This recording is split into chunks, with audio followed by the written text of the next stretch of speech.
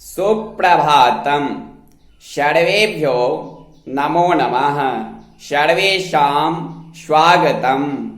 मम नाम पंकज मिश्रा अस्ति। सहायक अध्यापकः संस्कृत विभागः महात्मा गांधी शिक्षण संस्थानं दरभंगा। अद्य अहं भवतां समक्षे कक्षा सप्तम विषयः संस्कृत व्याकरणं प्रकरणं कारक चतुर्थी विभक्ति इति विषयमधिकृत्य पाठयितुम् उपस्थितोऽस्मि।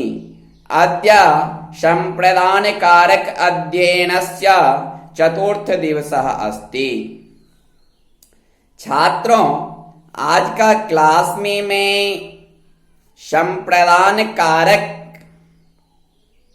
चतुर्थी विभक्ति के बारे में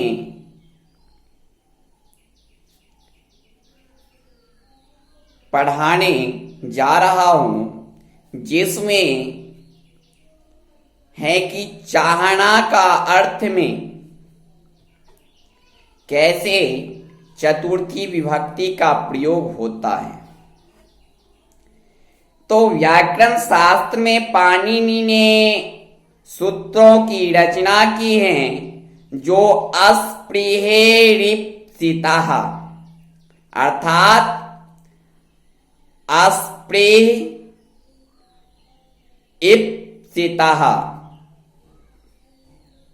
अस्पृह इप्सितः। तो कहने का तात्पर्य है सूत्रों का, जो अस्पृह मतलब होता है चाहना। अस्पृह का अर्थ होता है चाहना। अस्पृह धातु के प्रयोग में जिस वस्तु की चाह, इच्छा या अभिप्सा होती है उसकी संप्रदान संज्ञा होती है और उसमें चतुर्थी विभक्ति का प्रयोग होता है। जैसे अब उदाहरण के माध्यम से जानते हैं, जो वह पुरुषों को चाहती हैं, वह पुरुषों को चाहती हैं। तो कौन चाहती है? तो वह का संस्कृत होता है पुल्लिंग के लिए सा और स्त्रीलिंग के लिए सा। तो और पुरुष शब्द का होता है पुरुषी। तो चूंकि पुरुषों को चाहती हैं, तो यहां पर में बहुत सारे पुरुषों का बोध हो रहा है। तो चतुर्थी विभक्ति का बहुवचन में पुरुष शब्द से बनता है पुरुषेभ्यः। तो सा पुरुषेभ्यः और चाहना का होता है अस्पृह धातु से अस्पृहयति। अस्पृहयति सा पुरुषेभ्यः अस्पृहयति। वह पुरुषों को चाहती है। रमा फूलों की चाह करती है। रमा फूलों की चाह करती है। तो किसको चाह करती है? तो पुष्प को चाह करती है। तो कौन चाह करती है? तो रमा करती है। तो रमा जो है वो प्रथम पुरुष का एक वचन में ही रहेगा, अर्थात प्रथमा विभक्ति का एक वचन में ही रमा शब्द रहेगा। और जिसको चाहती है वो रमा, उसमें संप्रदान कारक चतुर्थी विभक्ति का प्रयोग होगा। तो रमा जो चाहती हैं वो पुष्प है। रमा पुष्प को चाहती है, तो पुष्प में संप्रदान कारक चतुर्थी विभक्ति का प्रयोग होगा। और चाहना जो क्रिया है उसका होता है अस्पृहयति।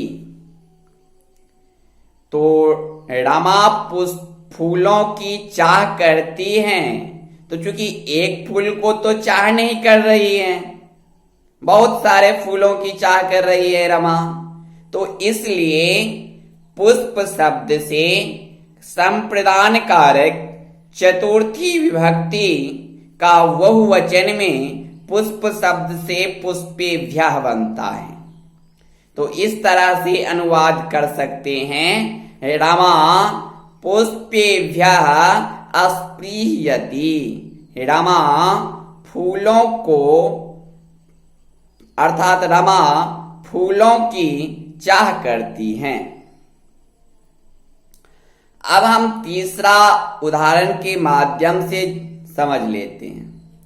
जो रमा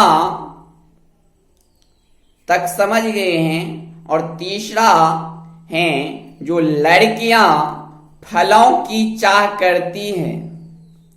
लड़कियां फलों की चाह करती हैं, तो चूंकि लड़कियां शब्द जो हैं वो तो एक वचन का प्रयोग करवाता नहीं है, क्योंकि बहुत सारी लड़कियां हैं जो फलों की चाह करती हैं। तो बहुत सारे के लिए हम बहुवचन का ही प्रयोग करेंगे। तो लड़कियां का होता है बालिका शब्द। तो बालिका शब्द से बहुवचन में बालिका शब्द बनता है। और किसको चाहती हैं? तो फलों की चाह करती हैं। तो चूंकि एक फल के लिए तो चाह करती नहीं है, बहुत सारे फलों के लिए चाह कर रही है। तो फल शब्द से, फलम शब्द से चतुर्थी विभक्ति का एक वचन में रूप बनता है फलेभ्यः।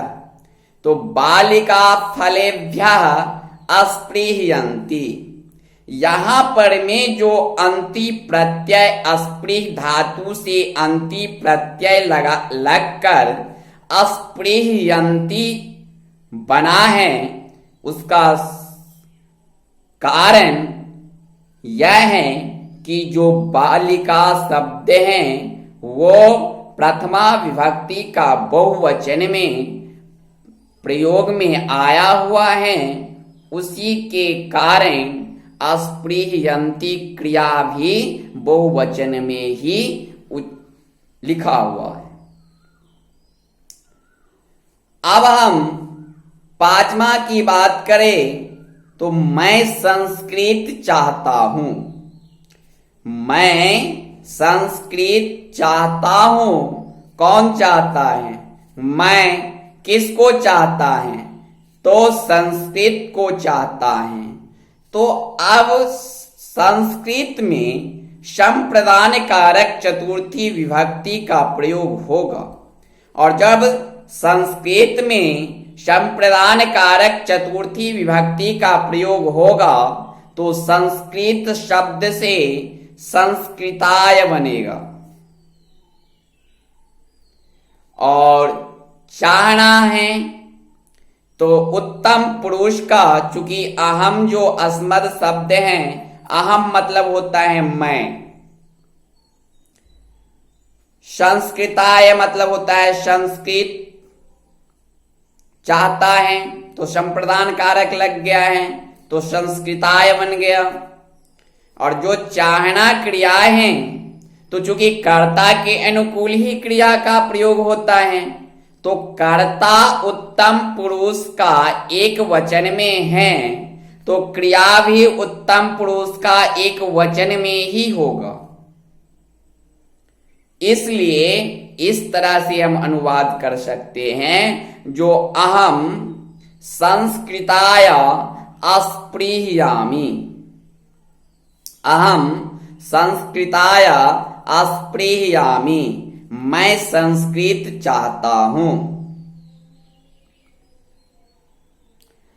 अब हम